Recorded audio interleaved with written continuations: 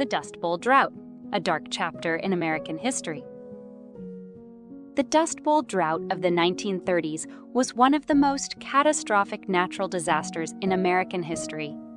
It affected the Great Plains region of the United States, including states such as Kansas, Oklahoma, Texas, Colorado, and New Mexico. The drought, combined with high winds and poor agricultural practices, caused massive dust storms that devastated the land and the people who depended on it.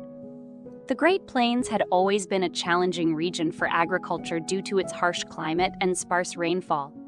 However, during the early 20th century, a boom in farming and cattle grazing led to the overuse and depletion of the land.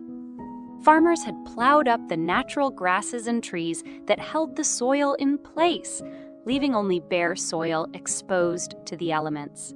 This made the land vulnerable to erosion, especially during periods of drought and high winds. The Dust Bowl Drought began in the early 1930s, and by 1934, the region was in the grip of a severe drought.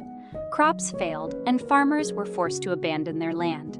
The drought continued for several years, and in 1936 and 1936 and 1937, the region experienced some of the worst dust storms in history.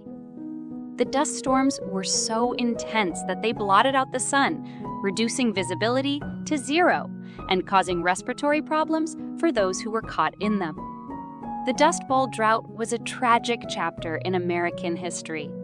It caused immense suffering for the people who lived through it, and it remains agricultural practices and conservation efforts that continue to benefit the Great Plains region today.